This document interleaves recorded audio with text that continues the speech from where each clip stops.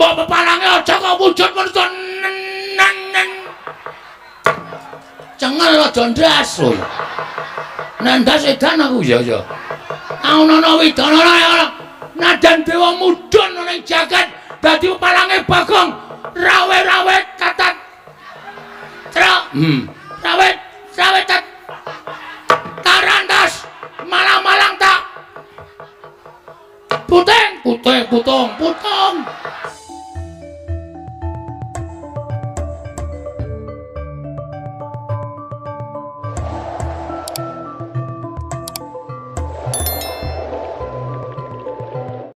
Dereng ngantos paripurna anggen kula nampi sabda pangandika paduka. Menika kadidene wonten sowanipun Panakawan Petruk ingkang abyantura ngersa paduka tuwin ingkang rayi Koko Prabu jagat pasaning Bathara Wayah jagat. Kula ugi kaget Yayi. Dene Petruk sowan mongko tanpa tinimbalan. Nanging Petruk menika Panakawanipun para Pandhawa mila awon selpak leres tumuli katimbalan menapa wigatosipun sowanipun Petruk wonten Praja Ngamarta. Kula nedhi andangu dhateng sowanipun Panakawan Petruk. Yai Prabu kula semanggaken. Petruk kantong bolong sawise asu ingkang dadi napas sasat ingkang dadi riwe. Padha raja sapraptanira Panakawan Petruk kantong bolong. Nun amit pasang Kalimantabe tinebena ing ladone dumawaing tawang tuwang sinuwun. Linepatna ing tulak manu. Menawi wonten lepatipun ingkang abdipun Petruk diagung pangaksami jar kula menika namung Panakawan. Menawi wonten lepat anggen kula sowan kiranging tata krami kiranging unggah-ungguh nyuwun pangapunten kula ngaturaken sembah bekti kula kunjuk. Iya Petruk ndak tampa. Ora liwat pangestu ning sun tampanana kula pundhika jimat paripe Panakawan Petruk iya prayoga nunggonmu lungguh. Nun nggih sampun boten kirang prayogi sinuwun. Panakawan Bagong padha raja sapraptamu Panakawan berkah pangestunipun sinuwun Prabu Darma Kusuma nering sambi kala sowan kula tebih saking Rubeda kepareng kula ngaturaken sembah pangabekti kula kunjuk. Iya Bagong ora dadi ngopo ndak tampa sira ngaturake sembah pangestu Kutampanana kula pundi nggo jimat paripe ndayana ing kasantosan. Iya Panakawan Bagong prayoga nunggonmu lenggah. Sampun boten kirang prayogi sinuwun. Petruk kantong bolong padha raja sapraptamu. Pangestunipun Sindarawati wilujeng bekti kula kunjuk sinuwun. Iya Petruk ndak tampa. Pangestu Kutampanana ya Petruk pundi nggo jimat paripe. Panakawan Bagong padha raja sapraptamu. Wilujeng den bekti kula kunjuk. Iya Bagong nak tampa pangestu Kutampanana ya Panakawan. Kula pundi nggo jimat paripe ndayana ing kasantosan. Petruk kantong bolong padha raja sapraptamu. Pangestunipun Ndara Baladewa wilujeng bekti kula kunjuk ya tak tampa.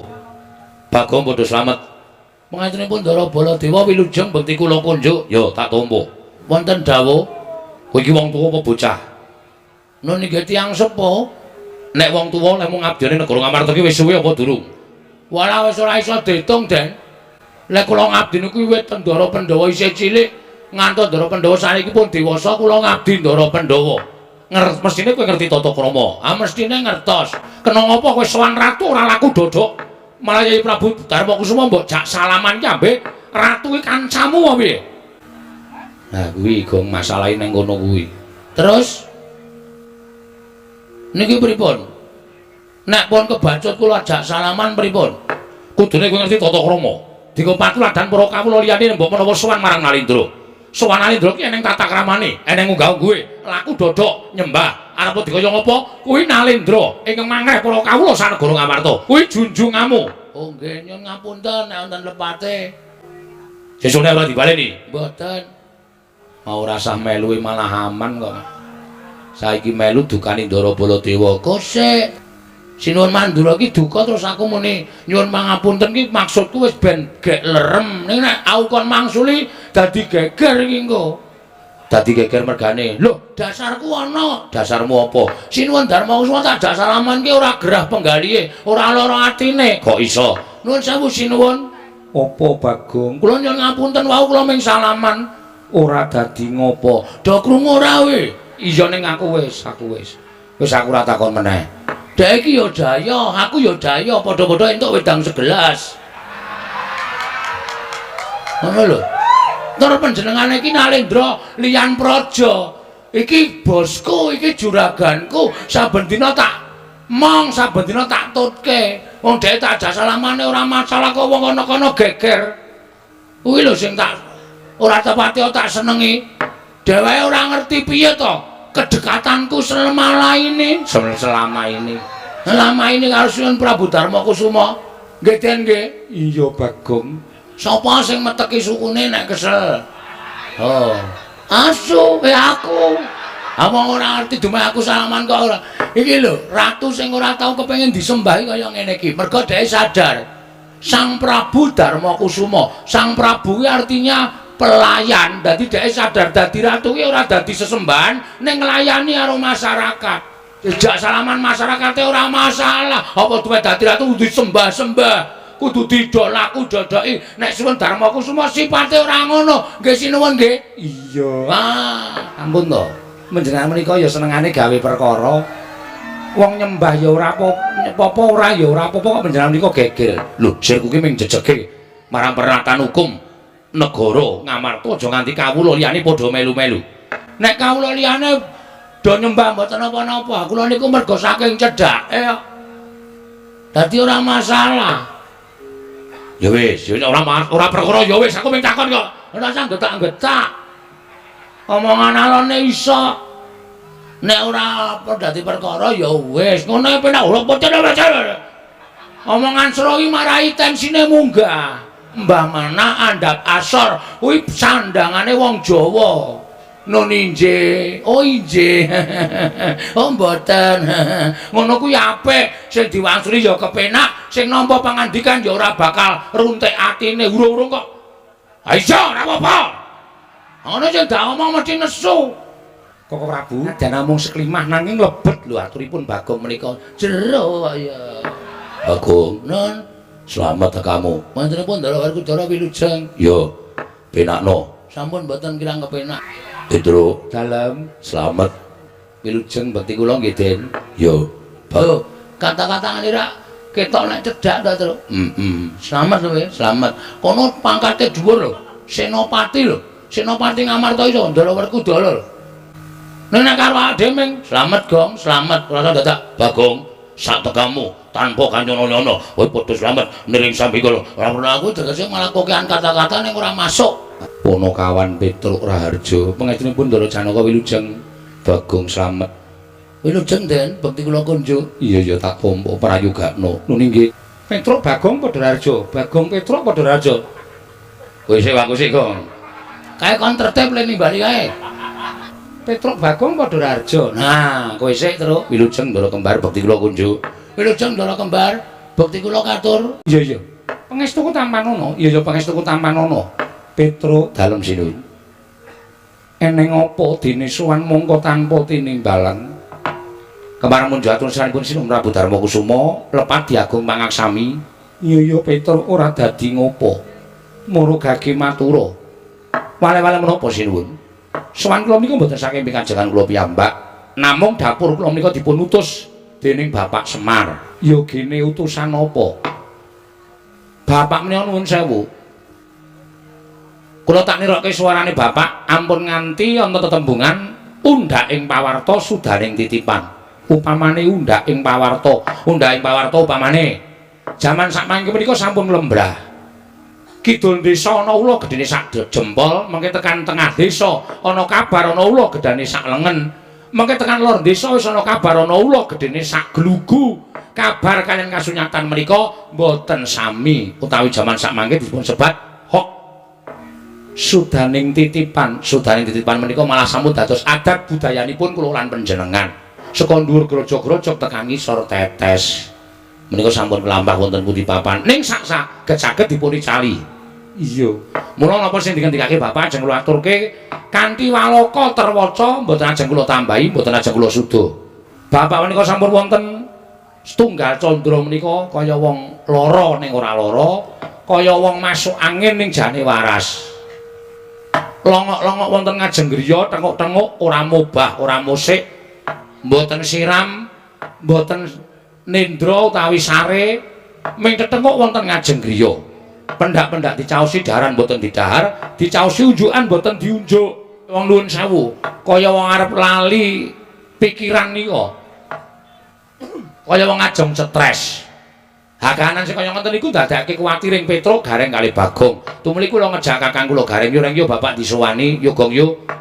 Wong telu sarujuk sowan ngersanipun bapak terus nyuwun prisa kalian bapak, "Pak, eneng apa?" Bapak kok sedih iki jane mikir apa? Mergo wong urip iki cakra manggilingan, Pak.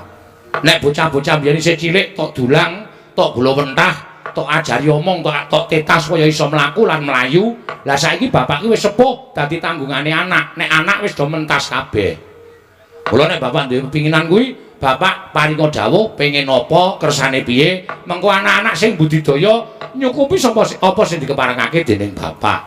Terus bareng niku paring pangandikan kalih Petruk. Ngene ya, Le. Jane aku meneng wae iki aku ora mikir kowe, jane aku meneng wae iki aku ora mikir kulawarga. Aku ora meneng wae iki aku ora mikir apa-apa. Ning aku mikir marang kahananku. Lho kahanan bapak sing pripun? Aku ki mbiyen nek gelem dadi dewa wis dadi dewa.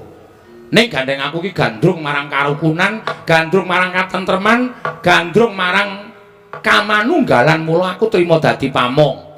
Momong para satri ngatetken ati suci pepayung budi rahayu.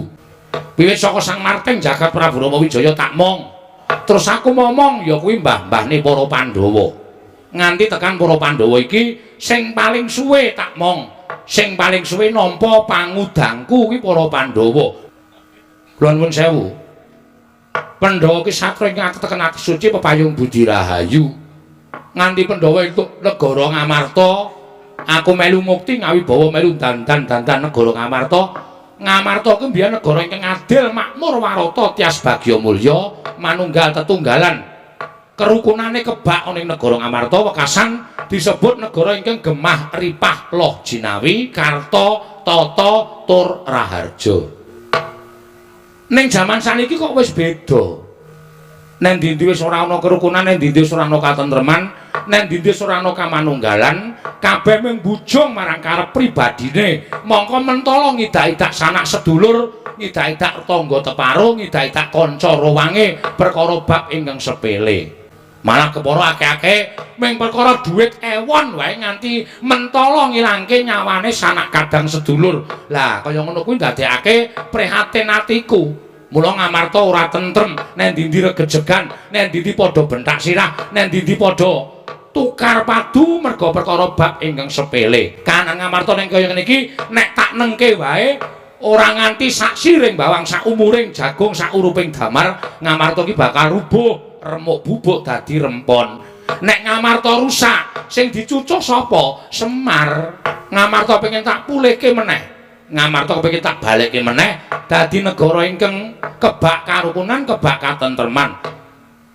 Kawulane padha urip matsinamatan daya dinayan, tunggal ceta rasa karsa lan karyane. Ora nyawang bedaning panembah, ora nyawang bedaning kulit, ora nyawang bedaning tata basa, ning kabeh tetep manunggal, tetunggalan, sayuk rukun ngangkat negara Ngamarta. Mula aku pengen bangun kayangan. Lah bareng bapak ngendika kaya ngoten niku kula kaget. Bapak iki wong sekeng. Bapak iki wong ra duwe kok arep bangun kayangan ki mengko gek-gek njaluk bantuane anak-anak. Monggo uripe anak-anak ya ora urung pernah kok dijaluki bantuan bapak iki mak rekoso to malah. Ning sadurunge kula matur bapak wis ngendika, kowe aja kaget. Aku bangun kayangan ki ora kok papan sing magrong-magrong. Dumadi saka jamrut hergeni ora. Ning aku bangun kayangan iki pengen bangun papan sing uripe para menung titah mau embane kaya ning kayangan. Kayangan iki kebak ingkang manunggalan, kayangan iki kebak tresna asih marang sak pepadane. Kayangan iki ora ana rasa diya dineya, ora ana rasa memungsuhan, anane mung tetunggalan nyawiji. Tunggal tekad, tunggal sedya lan tunggal karsa. Menika gesang wonten ing kayangan. Lah aku pengen mujudake negara Ngamarta iki kawulane uripe kaya ngono kuwi. Lah terus pripun, Pak? Nek pancen pun niat kaya ngoten, syarate pripun, sranane pripun? Kowe tak kongkon. Aturana Pandhawa rawuh ning Karang Kadempel, sinambi mundi pustaka jamus miyang jimat Klima Sada. Kok Pandhawa dadak rawuh teng Karang Kadempel wigatose napa, Pak? Truk. Kaprabuta dibiyuki Barana Picis. Kawula ki ora butuh dibiyuki apa-apa, diwenehi derajat pangkat. Ning kawula ki butuh dicaketi rasane, butuh dikarohke atine karo para pangarepe. Nek Pandhawa ki tansah cedhak karo para kawulane, ora mapan ana ing kutha Gala Karang Pradesan, nadyan ana ing Paredèn, ana ing pagunungan, dicedhaki rasane, ditanting atine, karepmu piye, sirmu ngopo, ayo to, tak tampa apa gampang gresahmu. Nek pangarepe kaya ngoten niku kawula bakal sengkut gumregut bangun praja, bangun negara, mujudake negara ingkang adil, makmur, warata, tyas bagya mulya. Mila sawan kula sinipun Prabu Darma Kusuma menika ujuping manah kula namung ngestu padha dawuhing Bapak Semar keparenga sinuwun Prabu sak kadang kadheyan kula dherekaken rawuh wonten ing Karang Kadempel sinambi mundhi pustaka Jamus Lima Sada ngrancakaken wewangunanipun Kyai Semar Badranaya anggenipun kepengin bangun kayangan wonten negari Ngamarta mriku supados mujudaken kawula ingkang adil makmur warata tyas bagya mulya ayom tentrem boten wonten menapa-menapa. Petro dalem apa ingkang dadi panane bapakmu kuwi luhur. Nggih, kula dhewe ya kula niku purun diutus teng Ngamarta mergo kula pikir gayane bapak niku apik kok. Iya pancen bener Panakawan. Nggih. Ning gandeng Pandhawa kuwi 5 cacahe. Nggih. Aku tak taren karo Werkudara Janaka lawan kembar dhisik. Oh, menika langkung prayogi. Mergi menapa-menapa niku dadipun rembag. Apa-apa menika dadipun rembag. Sampun ngantos mutusaken sawenehing bab menika namung panjenengan tok mengke ndak mboten prayogi kedadosanipun. Werkudara, nggih. Piye Dimas sira wis midhanget aturi Petruk? Miturut Dimas Werkudara piye? Wah, Petruk. Nun. Gegayane bapakmu wibak apik lan becik lan luhur. Mula kandha karo bapakmu. Yen pancen butuhake prabeya, aja saka bapakmu.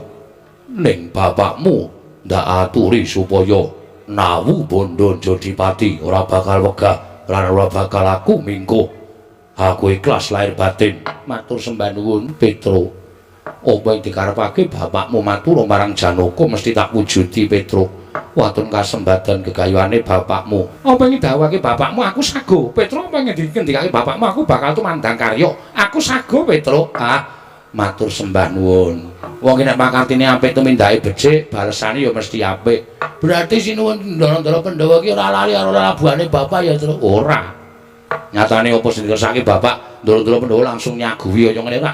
Tentrem to. Awak dhewe dikongkon ya ora kangelan, awak dhewe tekan kene ya ora kersa. Ngerti-ngerti kondur bareng karo para Pandhawa. Petro dalem nanging ewuh kaya pangrasaku. Sira ngerti dhewe Koko Prabu Ndarawati rawuh. Nggih. Iki uga bakal nyuwun ngampil pustaka Jamus Lima Sada. Lho. Nun sewu. Sira Ndarawati rawuh niku ajeng nyuwun ngampil pustaka Jamus Lima Sada. Iya, Petro. Nun sewu kagem napa? Ndarawati ketaman pegebluk. Mula rawing Koko Prabu iki nyuwun ngampil pustaka Jamus Lima Sada kinarya tumbal wadaling negara Petro. Nun sewu lho, Den. Nun sewu. Pustaka Jamus Lima Sada menika panggesanganipun para Pandhawa. Pustaka Jamus Lima Sada menika panggesanganipun para kawula sak negari Ngamarta. Menawi panjenengan Sinuwun Prabu Darma Kusuma menika koncatan pustaka Jamus Lima Sada menika nuwun sewu. Menika badhe apes kegiatanipun wong sing ora seneng karo Sinuwun Prabu Darma Kusuma, wong sing ora seneng karo para Pandhawa, menika damel cintrakanipun Pandhawa, damel pejahing para Pandhawa, bebasanipun angel mijet wae ngranti suwe banyu sinaring. Saniki pustaka Jamus Lima Sada menika namung kinarya tumbal.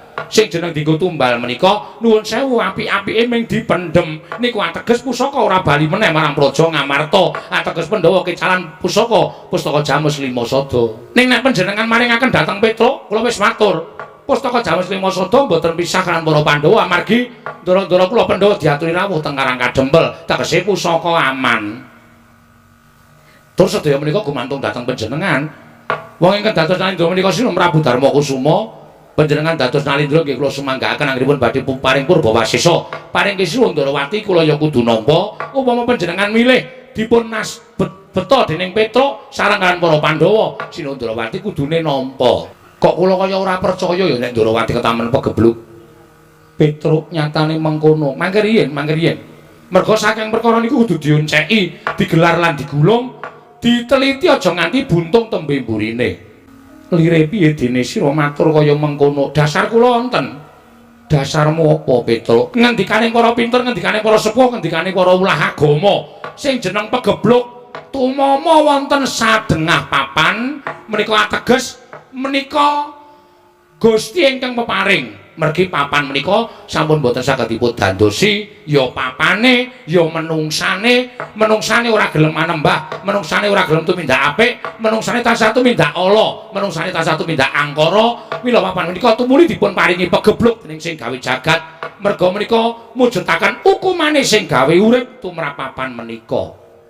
Iya, Petro. Lah saniki nuwun sewu. Sing marahi kula ora percaya, sing marahi kula tida-tida. Negara liyane ora ketaman pegebluk kok negara Ndrawati ketaman pegebluk.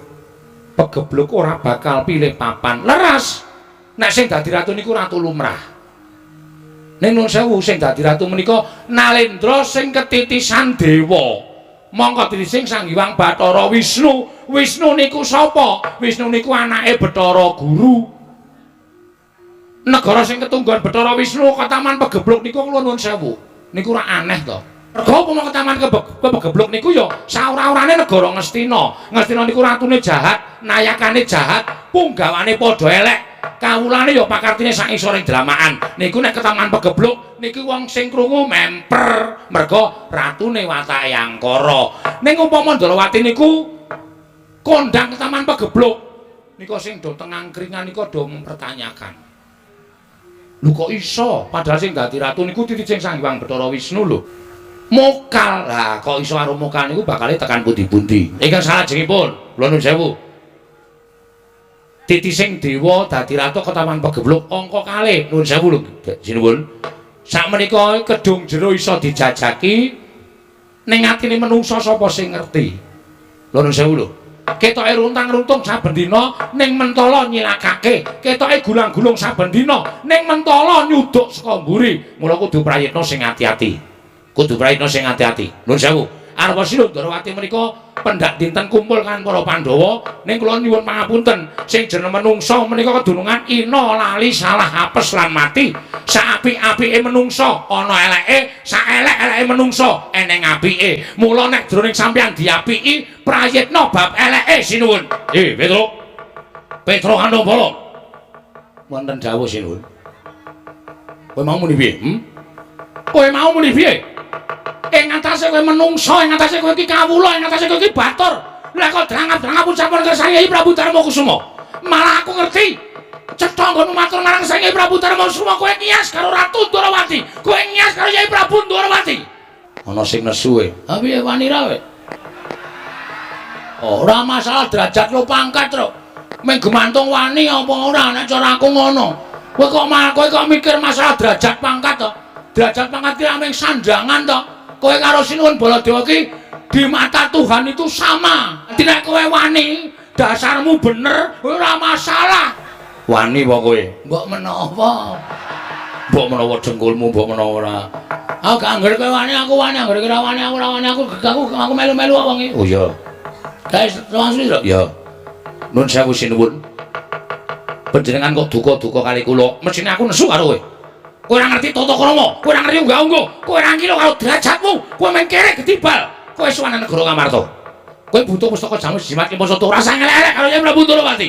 Padha-padha butuhke sing diwenang Hyai Prabu Darmakusuma. Arep diparingke Sinuwun Prabu Ndrawati yo apik, diwenehke kowe yo apik. Sampeyan kok muring-muring kuwi sampeyan muring-muring perkara apa? Hah? Muring-muring perkara apa? Muring-muring perkara apa, Bol? Lho, wangsulan kowe. Wong muring-muring iki kena nesu ora masalah, ning ana masalahe. Ora waton ngegas. Akene iku dina getaki wong emang digetaki ya, Tru. Ora wedi. Kula tak takon sampeyan muring-muring perkara apa? Aku tak takon karo kowe. Hyai Prabu Ndrawati iki sapa? Lho. Hyai Prabu Sinuwun Prabu Ndrawati ya Sinuwun Prabu Kresna. Lah iya kuwi apa? Lho, titah wong karo aku iki. Apaku? Lah iki gong kuwi sonteke wae kuwi ketoke arep edan kuwi, Tru. Niki rayi panjenengan. Lah kene ngerti, lah nggih ngertos. Lah kok wani ngomongane Hyai Prabu Ndrawati? Lah kula ngoman-oman teng pundi? Kowe nguneke Hyai Prabu Ndrawati iki panjamane mungsuh. Omongan kaya ngeten iku ukarane teng pundi kula tak takon. Kowe matur. Kowe matur. Nggih. Ya nek iki Yai Prabu Ndrawati tenan. Nek panjalmaning musuh kedung jero iso dijajaki. Atrine menungso sapa sing ngerti? Kuwi tegese kowe ngunekke yen Yai Prabu Ndrawati ki panjalmaning musuh ning mbok ubeng-ubengke ukaramu. Ya apa ora? Aku tanggap. Aku ngerti. Nuwun sewu. Kula mboten niat kaya ngoten niku. Ning kula mengelekke Sinum Prabu Darmakusuma kudu eling, kudu awas.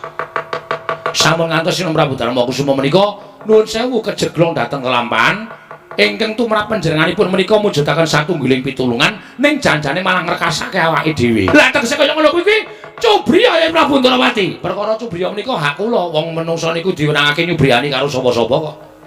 Hak kula. Ngoten. Kula cubriya karo sampeyan mboten napa-napa. Sampeyan cubriya kali kula ora apa-apa. Niku hak sampeyan. Aja dibondo kamardikan ati kula. Ngoten lho. Kaya ngono kok njur ra entuk. Dume sampeyan ratu kok kula kawula ora entuk cubriya karo ratu entuk mawon. Sing ora entuke sapa? Rawatane someng kowe. Ya terus. Saiki ngene. Saiki ngene Petro. Pripun kula manut karo sampeyan. Kowe saiki tak jaluk bali. Lho, nuwun sewu, kula sowan menika mboten Sinun Prabu Baladewa sing kula sowani. Ning kula sowan Sinun Prabu Darmakusuma. Mila kula sedawuh perintahing Sinun Prabu Darmakusuma kula badhe ngestokaken dawuh ning nuwun sewu bebasanipun sak keranjang koprak pangandika sampeyan mlebu kuping kiwa metu kuping tengen. Nuwun sewu panjenengan mboten duwe wewenang tumrapi negari Ngamparta. Wah, dalah. Malah wani karo nata manjur Prabu Baladewa. Nuwun sewu kula mboten wani. Kowe bali. Bali kowe kandha karo bapakmu. Bapakmu ki wong sekeng, bapakmu ki wong ora duwe, bapakmu wong melarat, kon ngilo karo cengele. Arep bangun kayangan ki sing goragat cengele, bapakmu ki apa piye? Bapak dunekke. Ngene piye? Bapakmu kae sing goragat cengele apa piye? Ngono kuwi, Gong. Kowe nesu ora? Ora. Lho, sing bapake sapa? Bapak Semar. Babe Semar. Waduh. Heeh. Dunekke piye? Dunekke bapakmu ki kon ngilo karo cengele, ngilo karo gicoke. Arep bangun kayangan iki bapakmu sing goragat cengele. Sing muni ngono. Prabu Baladewa. Prabu Baladewa. Heeh. Truk. Minggir. Kowe iki piye to? Hah? Kowe iki ngopo ngakon aku mundur? Ha ngapa? Aku kok tengok kene iki apa? Aku ya mundur. Aku mundur apa wedi. Wong mau jarane kaya menang, Truk. Tenang, tenang. Sampeyan omongane kok atos ya. Lho. Bagong iki. Ngopo dadak diganti kowe? Lho, Petro kesel. Sampeyan ngendika napa? Mang baleni. Lho, kowe malang krek ning ngarepe Baladewa. Kowe ora ngormati karo Baladewa. Kowe ora ngajeni karo Baladewa. Mbok anggap aku ki apa marang? Ngene ya, wong Jawa ki ana tetembungan, nek kowe kepengin diajeni ngajenono. Nek kowe kepengin dibasani basanono, nek kowe kepengin ditata kramani, kowe tata krama. Ana tetembungan, nek kowe ora gelem dijiwit aja jiwit, nek ora gelem ditabok aja nabok. Sampeyan wis ora ngajeni kok. Dapurme kok tak ajeni, Bapak, Bapak. Kowe mau muni piye? Iki mau muni piye, Tru? Lho. Aku iki kelingan ora, aku ora do makler mau. Ngene iki muni ngene iki. Muni piye rada jejane ya. Petro. Kowe bali yo. Omong karo bapakmu. Kon ngilo karo gicoke, kon ngilo karo cengele. Bapakmu kok bangun kayangan ki. Bapakmu ki gablek apa? Sing nggo bayar cengele karo piye? Dian. Enggak kuat aku, Tru. Nek enggak kuat nesu, Gong. Aku nek ora kuat semaput e. Muni ngono kuwi. Dan tenan Baladewa, Baladewa. Aku tak takon karo kowe. Ora basa barang. Tuwa aku mbangane kowe. Aku wis dolan-dolan ngepit, kowe iki urung lair, Boy. Ati aku ora basa karo kowe ora masalah. Sing tak basani apa? Mekutamu kuwi. Sing tak basani apa? Derajatmu kuwi. Percuma nek kowe ora ngajari karo kawula kaya ngene iki. Hah? Walah, Baladewa, Baladewa. Barang saiki kowe nganggo mekutha, kowe nganggo bintang nang pundak, kowe nganggo derajat pangkat blas. Kowe ora ngajari wong-wong sing kaya aku ngene iki. Kowe ora kelingan. Uripmu biyen endi? Uripmu nang Widara Kandang. Kowe dititipke karo Demang Sagopa karo bapakmu Prabu Basudewa. Mergo jaman semana war dipateni karo Kangsa. Ngerti kaya ngono biyen tak keke Kangsa men modar. Aku sing nutup-nutupi nek prajurite Kangsa goleki sampean, aku sing nutup-nutupi nganti totoh nyawa. Ning tekan semene apa? Kowe tau ngekai aku apa? Kowe iki yo biyen wong desa. Barang saiki lungguh kursi sithik wis glelengmu ora mekakat. Mbok sadar. Sadar ora kowe jaman semono ki ora nggon aku gong aku goleke wong 40. Kok nyoblos aku kabeh pokoke. Kowe omong sok kene iki dideki toilet. Sok kene iki diaspal. Sadar ora kowe? Bareng kowe dadi sprene aku isih melangkring nang watu sprene. Nek esuk kae luar biasa rasane. Ha iya. Hah? Mula sampean iku kudune sadar ora sampean ae dhewe. Sampean ngene-ngeneke kula kewirangan. Kewirangan asli. Saiki arep ngopo? Taunana Windanana. Bagong ora bakal mundur yen to dikon bali. Barek apa jenenge kuwi? Truk. Nah aku rada kamisosoran gedhe cengele, Truk. Oh iya. Sak kulino nek ngomong iso kanu terus gedhe ora lancar. Oh iya. Mula untuk dina iki nganti sing jenenge akon bali Bagong truk taunana Windanana. Ora gelem mulih. Ora bakal aku omong karo Bapak Semar. Nek para penjual kepai ora nggawa pustaka Jamus Kelima Sada, ora bakal bali. Ambo pepalange aja kok wujud menungso cengel aja ndas. Nandas edan aku ya ya. Ana Widanana ya. Nadan dewa mudhun ning jagat dadi pepalange Bagong. Rawe-rawe katat. Truk. Rawe tarandas. Malang-malang tak.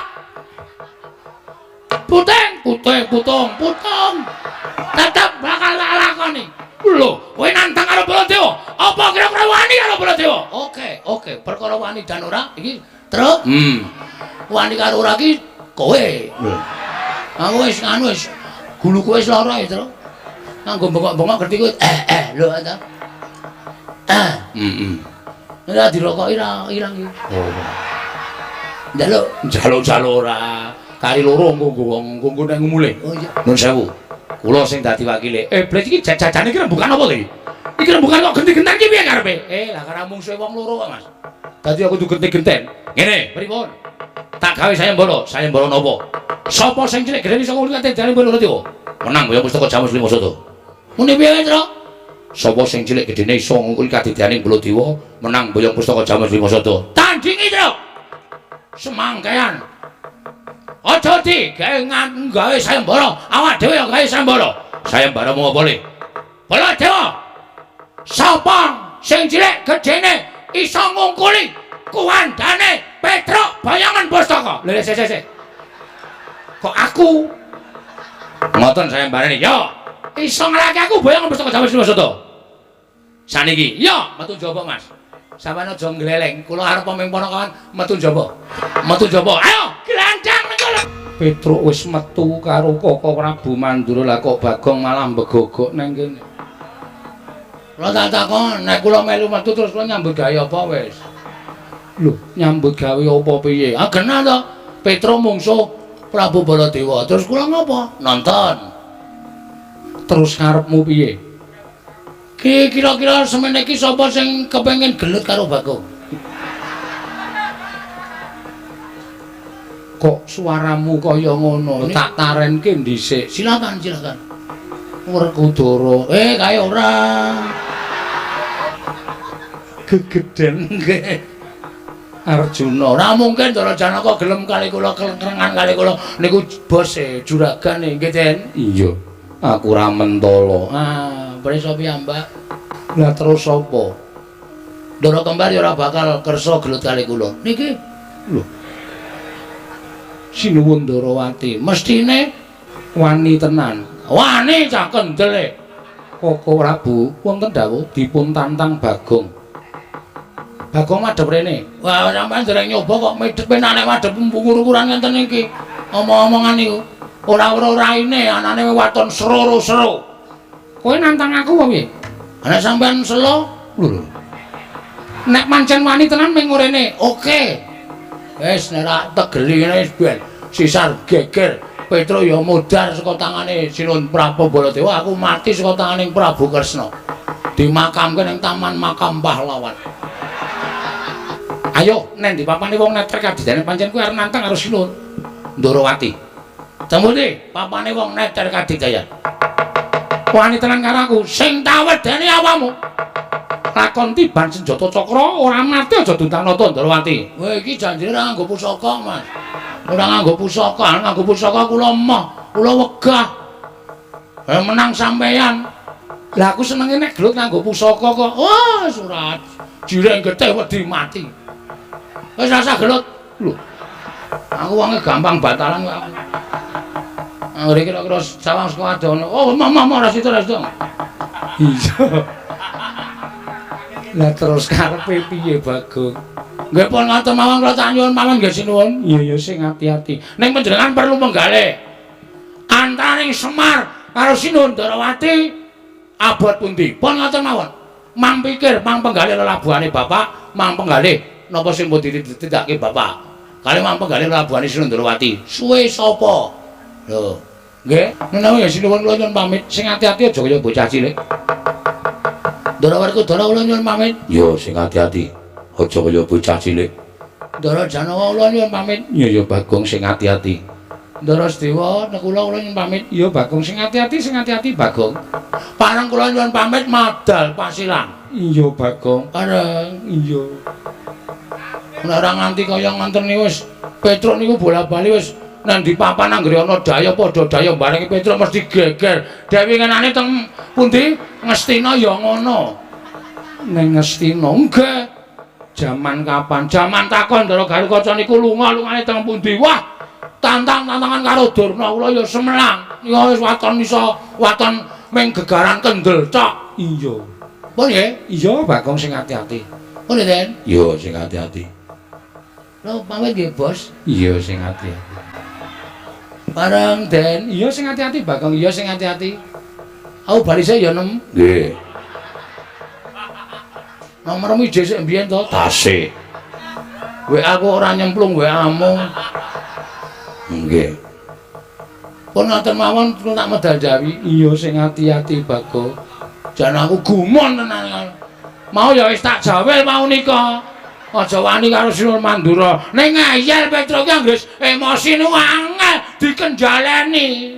Nek dikongkon bapak karo Petruk jane kula emoh. Ning gandeng bawane utusno karo Petruk. Nggih to? Iya. Pun nggih, iya sing ati. Pareng iya sing ati. Kula nyuwun pamit nggih. Iya sing ati-ati. Kula nyuwun pamit Ndara. Iya sing ati-ati. Iya sing ati-ati, Pak. Iya Bagus sing ati-ati. Nggih, Pak ati-ati. Wah, wis ngono wae ah. Ndak selak kesuwen iki. Wis jam yamene ora ge rampung-rampune jejer. Lho nika. Petruk malah pun gawa glugu nika. Napa mboten nyemelangi? Endi Bagong? Nika. Wah niki nek mboten ndang kula cegat. Sinuwun Mandura iso digebuki nganggo glugu ale Petruk. Sing ati-ati. Parang nyuwun pamit Sinur. Iya Bagong sing ati-ati. Kon pamit nyuwun tambah pangestu. Oh senes kok Den. Nggih, pun nggih? Iya. Pun ya, mbuh, ya. Ya etahe dipamiti ora lahir batin to. Kowe pamit kok bola-bali? Amit bola-bali. Kok ora tanggap to iki? Semelangku. Kula niku lek semelang kuwatir nek kula mungkur dirasani. Sing ngrasani sapa? Sampeyan niku. Aduh, Bagong mau kok urung tak kei dik. Nah. Enggak ya. Ada. Ayo. Arep guyu, ayo. Aku ngguyu ki mergo weruh polahmu. Wong kok iso wae ming arep njaluk duit kok trobos kono, trobos kene. Sing arep ngrasani iki ya sapa? Wong ora ana wong ngrasani kok. Ora gara lho. Ora. Oh ya wis. Ya pun sekecake. Ora ndek perasaan. Ora ngrasani blas wis ora ndek perasaan. Menengo wae kok anggere bali dene tak dupake. Bocah kandhanan ngeyel batur kok wangkali ra jamak-jamak. Yayi, kula wonten dawuh. Sak pengeripun Bagong kliwang ana kula madal waselan kepareng paduka badhe menapa. Kula mboten ikhlas menawi ponokan Petruk mangke dipun purasana dening Koko Prabu Mandura. Mila kepareng kula badhe nyandhetan keparengipun Koko Prabu Mandura, Koko Prabu sembah kula ingkang ngumiringjeng rumangsa ewu kaya penggalihipun Kakang kepiye Dimas loro-lorone padha abote. Aku percaya marang kabijaksananing barep kakangku bakal paringake Kresna kuya prayoga. Ayo Pandhawa bareng sowan ning Karang Kadempel kuya apik. Kabeh mung gumantung marang barep jer sampeyan minangka dadi pengayomaning para Pandhawa lan kawula sak negara Ngamarta. Arjuna darep piyatur apa? Namung menapa dipun ngendikaken Kakang Mas menika kepala saestu. Werkudara, nggih. Nanging saora-orane bola-bali Dimas wis bisa paring pepadhang tumrap penggalihipun Kakang. Gandeng iki wanci bedhug. Munggah papan panembah nyembah marang sing gawe urip ana ing wanci bedhug. Sawise kuwi aja medhun saka sanggar pelanggatan nanging ngagungna asmaning Gusti, nyebuta asmane sing gawe kuwasa sarta sing gawe jagat marambah makaping-kaping. Aku percaya Gusti bakal paring kepadhang marang barep kakangku. Ora nyono babar pisan kuwi ingkang wigati lan tumapun kakang ingkang paling becik. Ing mengkono bubarna kang padha sibu jenengipun Kakang Kundur Ngedaton. Yo ngestake dawuh. Ketoke kaya mengejak gojek ning kok Sinuwun Mandura kok kaya tenanan karo awake dhewe. Kowe aja nganggep nek Sinuwun Mandura ki gojek. Arepa kae pepundhen, arepa kae iki bendara, ning arang-arang ketemu karo awake dhewe. Tur kae mbelani Sinuwun Darawati ya tenanan. Mula nek Sinuwun Mandura wis sumbar nganake sayembara, wis saguh ngleboni sayembara ya dilakoni, Truk. Nek perkara olehku gelut karo Sinuwun Prabu Mandura aku ora masalah. Terus ning ana sing aku sajake kaya wedi nglakoni iki, Gong. Kok wedi apa? Sinuwun Mandura nglumpukke anak-anak Pandhawa. Ndara Garukaca, Ndara Antarja, Ndara Antasena. Dikandhani mbok menawa ling ngendikake Kuntul dikandhake bak dandang dikandhake Kuntul. Tegese lelakon kasunyatan dikandhake ora nyata. Wekasan sing dadi punjering keluputan awake dhewe. Terus anak-anak Pandhawa do ngoyak karo awake dhewe merga wis padha diseni swara karo Sinuwun Mandura. Piye? Jajari nek kaya ngono kuwi. Mung awake dhewe ora Sinuwun Mandura ning Ndara Antarja, Ndara Garukaca, Ndara Antasena. Monggo kuwi pepundhene awake dhewe, kuwi anak-anak Pandhawa. Nek miturut aku lho, ya, nek miturut aku saiki ngene wae. Terus piye karepmu?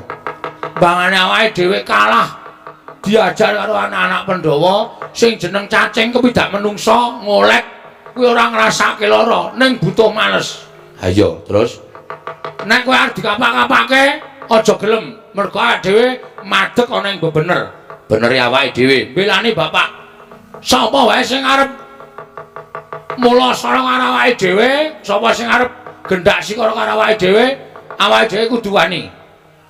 Sing maju anak-anak Pandhawa ki justru kuwi. Iya.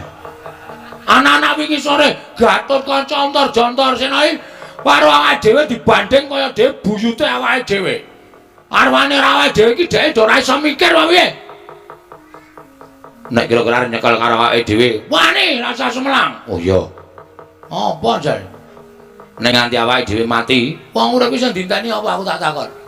Wong urip semene akeh iki mung do antri modar. Tur mati urip iki gumantung karo sing gawe jagat. Mati urip ora gumantung karo Ndara Garukaca, Ndara Antarja, Ndara Antasena.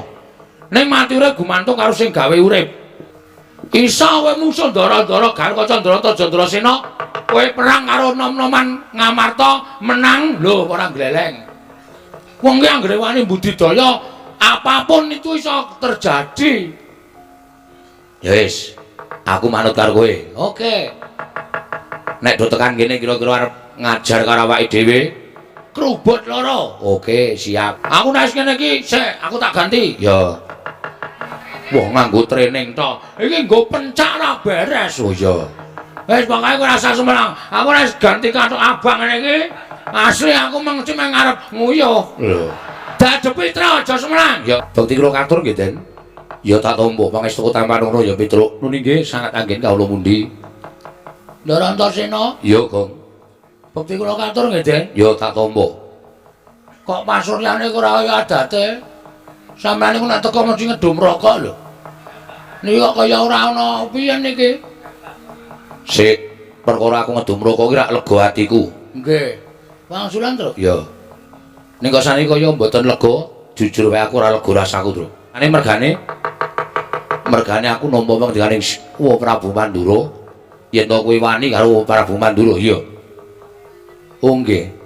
Lah terus sebabe sampeyan rawuh mriki jalarane napa? Aku diutus karo Mandura. Ken nyekel kowe. Nyekel pripun? Tak bondo, tanganmu tak krincung sikilmu. Kok iso? Kok iso ento? Kok ula aja dilebokke pakunjaran niku lak salah kula napa? Nek kula melakukan penipuan, perjudian, niku sampean nyekel kula ora masalah. Ha kula niku ora nglakoni napa-napa arep dirangket. Kowe wani karo Siwa Mandura, ya to, Truk? Ya to, Gong? Kowe wani karo pepunden padha karo kowe nampa keluputan. Kowe gawe wirang pepunden Pandhawa. Kene, ulungno tanganmu tak bondo. Bagong Sisan tak bondo lebokke pakunjaran, ora tak pakani mati nek pakunjaran kowe. Nek mundur-mundur. Iya. Mundur terus. Iya.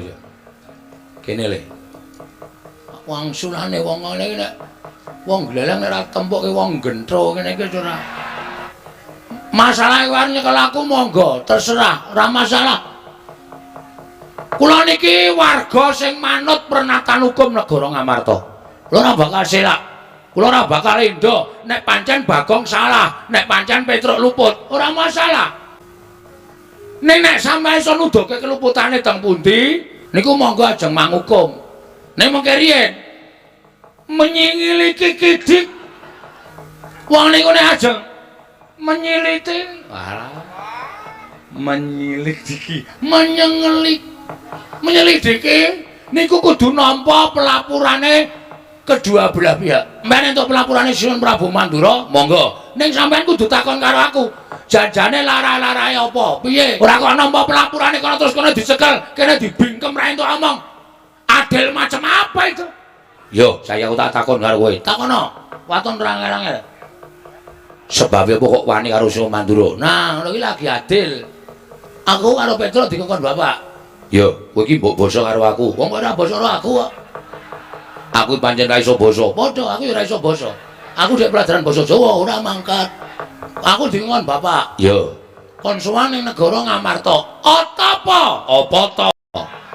Apa to wigatine? Ya kuwi mung dikongkon supaya mboyong para Pandhawa rawuh ning Karang Kadempel. Sebabe bapak arep bangun kayangan. Dudu papan sing magrong-magrong kaya kayangan dudu. Ning bangun morale para kawula sak negara Ngamarta supaya uripe ana ing kayangan, kebak karukunan lan katentreman.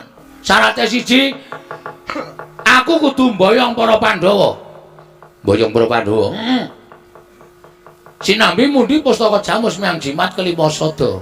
Terus rawuh Prabu Kresna ya ngendikake nek arep mboyong pustaka Jamus lima sada dienggo tumbal wadaling negara Ndarawati merga Ndarawati ketaman pegeblok. Aku Subriya. Sinuwun Ndarawati iki Nalendra Titis Wisnu kok negarane ketaman pegeblok. Itu hal yang mustahil. Ha ta? Ya, terus pegeblok iku tiba ning donya dienggo papan sing elek. Papan sing apik ora bakal ketiban pegeblok. Mula kula curiga. Ya nek Sinuwun Ndarawati niku tenan, nek palsu, nek mung arep gawe mboyong pustaka Jamus lima sada, napa mboten kapitunan. Tur wonten niku Prabu Baladewa panos maning jal-jalanan. Petruk, Bagong, kere ketibal 17 wong elek nyolong mripat, mung batur kok wani karo Nata Ndarawati. Kowe iki meng kere sadar. Kula sadar wong kula ya kere tenan. Lah iya, lah nggih. Hambareng tekan ngendone Sinuwun Prabu Baladewa paring pangandikan. Kowe bali ya, Gong. Omong karo bapakmu. Bapakmu ki wong sekeng, bapakmu ki wong melarat. Semar ki wong ora duwe bangun kayangan. Sing nggo bayar cengele bapakmu kuwi. Ha iki wis bajigur iki. Usane ngene, Mas. Perasaanmu sebagai anak. Yo. Nek bapakmu DC piye? Aku nesu. Pamane tau nekke Antasena anake wong Werkudara, wong drogak-drogok, wong ora iso basa, hunah-hunuh. Rasamu piye? Wong mau tak ajar mergo ngino karo bapakku. Padha aku. Ha. Bener sapa saiki petungan? Ujebul lelakone ngono kuwi to. Heeh. Aku ora gawe-gawe aku. Sumpah wis to. Prabu Baladewa terus sapa sing cilik gedene iso ngulate duwe kula? Menang boyong pustaka Jamus Limasada. Niku terus kula metu jaba. Kula tataki tandane Prabu Baladewa. Mula niku sampeyan iso metung, sampeyan iso mikir. Ngoten. Pripun kok iso kedadian kaya ngene iki? Sampeyan arep belani sapa? Sampeyan arep belani Prabu Baladewa? Ora masalah, ora masalah. Antasena karo Bagong menang sapa? Nek menang sampeyan, Piyai Swinakae wis nglumrahke, lumrah Antasena Satriya. Nek menang kula, sampeyan isin selawase. Oh dadi critane ngono to. Aku wis omong. Kuwi ladalah. Ora ladalah iki serius. Piye terus piye? Ayo golek got sing jembar. Rupawani jembar wani, padangane wani, petengane apa meneh? Nek aku ngewangi Siwa Mandura, salah aku, Gong. Aku iki tergantung pikiranmu. Salah karo ora iki gantung sampeyan menggalih. Monggo, ngewangi Baladewa. Oke, ora masalah. Sampeyan bantu kali kula, matur nuwun. Tegese sampeyan nom-noman sing sadar. Tru, ngati-ati lho, Tru iki aku dibanting tiraka lho. Ora Ndara Antasena wis eling kok, Gong. Eling piye maksude? Eling ngrangkul kuwi nek dhek salah. Iki ketoke sikile kok mlebu-mlebu nang ndi? Nang tengah-tengah sikilku kok banting. Kok gak dengkul nggon aku. Ngapura ya, Gong. Mboten napa-napa. Aku salah. Ampun, nggih pun. Karena sampean niku cah enom kadang kala nek entuk pelapuran terus emosi yang dipakai tapi hati enggak terpakai. Yo. Ya wis nek ngono aku salah. Terus pripun iki? Kowe tak ewangi aja kuwatir. Nek ewangi pripun? Aku tak ngewangi karo kowe entuk ya, Gong. Entuk yakin entuk. Pripun? Yo, wah gleleng iki. Ki sing tekan kene ya kuwi Kakang Harwono Kakang Antarja. Heeh, terus nek ketemu karo kowe nek kowe muni-muni kaya ngunek-unek aku iki mau mesti kowe diajar malah. Mergo kae watake beda karo aku. Waduh. Umpama diajar mbok niki mawon. Hus. Nek aja kuwatir. Aku tak mancing ning awakmu. Manjing iki? Iya. Nane, tenan. Serius. Nek kowe tak njingi, kowe diantem ora ngrasaki lara, dipateni ra iso mati. Wah, gleleng iki terus. Lha medal pundi? Medal iki enggak? Ha, ora. Niki ciut ning kok iso jembar. Emoh. Kowe ngampet ambegan. Nun, ngampet ambegan.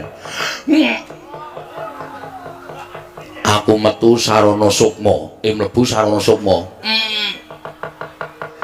Nek wis tak njingi, kowe iso ambles bumi, kowe iso dikapak-kapake ora apa-apa, kowe iso mabur yen perlu. Ngono wae ya, Gong. Aku tak mancing ning awakmu. Wis petukno Kakang Galwaca, ning nek kowe ora dipiloro, aja miloro. Slamodar. Lek ngampet wis ket mau e. Yo. Ngampet ket mau ora dilebok-lebokke. Kene iki tata-tata e. Ya tak mlebu. Lu nyerotok le bangun kae. Wis.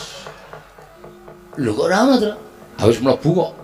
Aku ya gumun kok Ndara Antasena kok ilang lap. Terus ming ana bayangan mlebu ning awakmu slop ngono. Sampeyan teng pundi, Den? Ning awakmu. Tenane? Iya. Lho kok sedeng ya? Sedeng wae. Mongko Ndara Antasena iki gedhe lho. Heeh. Aku mung semene kok sedeng ya, Tru? Sedeng. Wis aku wis ning kene. Heeh, matur nuwun nggih. Ya. Terus niki kekuatane Kowe arep ambles bumi, ambles bumi. carane Ngawet ambegan. Bumi pandengen terus engko sirahmu tok jebleske bumi engko rak bablas. iki ngapusi ora iki. Nek bumi tak pandeng, sirahmu tak jebleske menyonyo sampean tak ajar lho. Ora, tenan. Wis pandeng tenan karo batin. Niat ingsun ambles bumi. Niat ingsun ambles bumi. Wis tibakno. Bajigur iki. Ngene-ngene tak nahi jopone. Samane pripun? Dirokno. Kula kelas kali kula kolak kolang kali kilen kula kintir kali kacu kula kileng-kileng. Aja kula kileng-kileng. Kula kelas kali kula kolak kolang kali kilen kali kintir kali kula kileng-kileng. Sing urut nek ora urut ora iso lho. Nggih. Kula kintir kali kula saya kelas kali sik. Kula kelas kali kula kolak kolang kali kilen kula kintir kali kula kileng-kileng. Coba. Haji bumi peteng ora ana listrik. Ha iya ndel. Aduh. Wah, tenan ora. Nabrak apa, Gong? Sapi teng. Gus, apa? Nek Petruk ya saged. Waton Petruk apal mantrami ya iso. Kula kelas kali kula kolak kali kilen pasang kinten kali kula kileng-kileng. Waduh. Mantra, Gong. Kula kinten kali. Kula kolak kacok. Wah. Remur. Arep kolake pira? Prek. Antil mencelak. Ayo pokoke maju. Ayo, pokoke iki greneng iki. Heeh. Ndara gal kanca arep tak wedeni awar ambles bumi. Ya. Aku ya arep ambles bumi entuk mantram saka Ndara Antasena. Heeh. Wah, tekane takoni wae to. Ya, takoni. Ndara Gatotkaca. Ya, Bagong. Ndara Gatotkaca, ya Petruk. Kok mandhap saking Dirgantara mboten menehi sasmita. Mak jeluk. Kaget aku. Kula. Bagong. Non. Petruk kon maju. Bentar kowe. Kula kelas kali kula kali. Kowe ngapalno mantrane men iso ambles bumi ya, Gong? Heeh. Wonten dawuh, Den. Petruk. Non. Kowe tak takoni jujur. Nggih. Kowe wani karo Siwa Mandura. Nggih. Lek pancen bener tegese kabeh sing dikendikake Siwa Mandura mau kabeh nyata. Pancen nyata, kula wantun Sin Prabu Mandura, malah kula wantun mlebeti sayembaranipun Siwun Prabu Mandura. Petruk. Nun. Tekan kene aku bakal mbuntut tanganmu ngrincung sikilmu. Mapano. Yen perlu kowe bangga kepancat pundhamu tak gembol ndasmu. Ora sudi aku duwe abdi kaya Petruk, mirang-mirangke karo wong tuwa, mirang-mirangke karo Bendara, mirang-mirangke karo Gatotkaca. Aku isin di ati karo kowe. Tinimbane kowe memirang marang lenggahe para putra Pandhawa, mapano sirnake babar pisan. Gong ora sro-sro kuwi aku arep omong-omongan malah. Nuwun sewu, Den. Nek perkara kula ajeng mangpejahi mboten napa-napa. Ning nek pancen kula salah, nek pancen kula kleru. Ning nek kula mboten salah, kula mboten arep dipateni niku terus Petruk niku menungso kok dipajake kewan. Kewan niku ora kleru ora salah, dipateni menggo pemarem atine para menungso-menungso. Sampeyan kudune iso menggalih. Apa to sebabe kok Petruk wani karo Sun Prabu Mandura? Petruk niku sajake dadi abdi ora tau wani karo sapa-sapa wae, ora tau. Kaling Rama ora tau wani arep kok Rama niku ngepraki karo Petruk. Ning tak anggap niku katresnan. Ngoten. Sing jeneng tembung kasar niku aja dianggap kasar, ning kadang kala niku katresnan. Petruk Gunta, ana iki Ndara Werkudara sing ngendika bapakmu niku ning ati penak. Merga niku tresna kalih kula. Ning tembung sampeyan iki wau mboten wonten tembung katresnan. Niku tembunge wong sengit, niku tembunge wong ora seneng, niku tembunge wong kasar. Petruk mapan pancen gembol ndasmu. Kok ngono ta kowe? Kok dadi sampean ora keli kajaman sampean niku lha omong. Sampean ora keli kajaman kula niku ngomong karo sampean. Wit cilik nganti gedhe, wit kucuk nganti glung, wit jabang nganti craprang. Sikil tanggo sirah-sirah tanggo sikil. Supaya aku niku nyumuru Pitula Gatotkaca niku dadi satriya sing iso dindelke dening negara. Sampean ngrasa mboten? Sampean niku kula omong wit cilik. Nek karo bapak sampean nek ngomong Ndara Werkudara niku kau. Anggere sampean Ndara Werkudara ora kebeneran. Gatot. Gecek ndasmu. Niku sing goceki sapa? Kula. Sing eleke Ndara Werkudara sapa? Kula. Ampun Den niku Kang Putra. Kalah karo Stijo. Idan ndasmu. Bola-bali to ngoten niku sing goceki kula. Nek sampean pun mentala monggo, ora apa-apa. Ora apa-apa monggo. Mang Pocol. Niki mboten drat-dratan lanten. Mang Pocol kula ikhlas.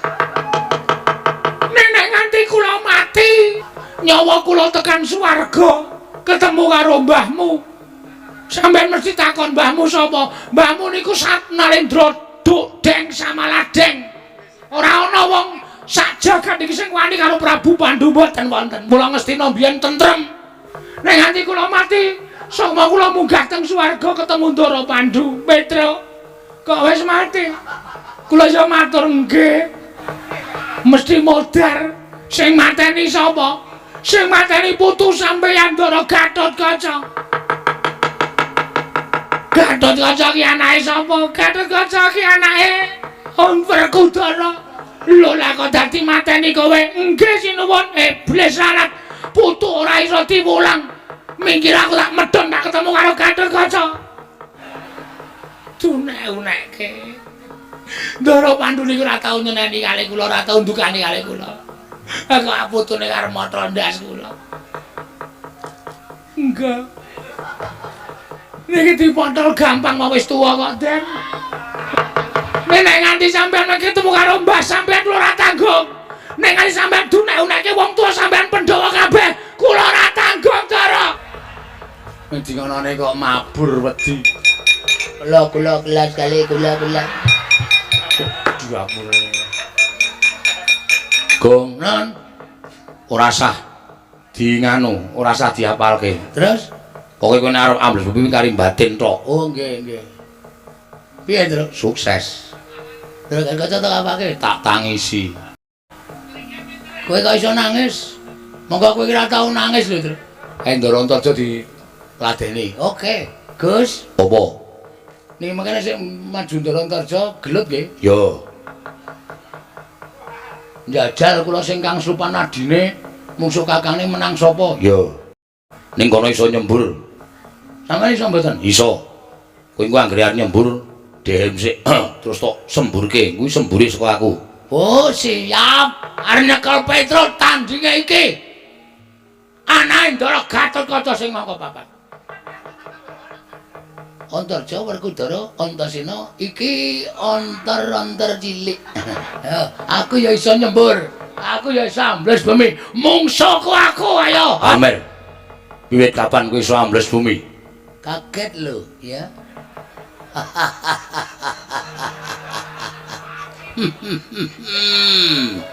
Edian. Lagi iki aku weruh Bagong iso ambles bumi. Oh, aku aja kok ngemblesi bumi. Ngemblesi apa bae aku iso. Kowe Bagong nggih. Aku goleki Petro. Petro ora ana wis bali. Aja ngapusi. Ngapusi aja takon terus tok. Kendarak tak ajar dintangani Antarja. Kowe arep ngajar aku? Iya. Aku aja tak anggap Bagong wingi. Mulai bengi iki Bagong Digdaya Dukdeng Samaladeng. Ateges tinata mendat Jinara ngentel. Terus? Kae nak tembung kae tinata mendat Jinara menter tinumbak bengkung sinuduk putung. Tinata mendat Jinara menter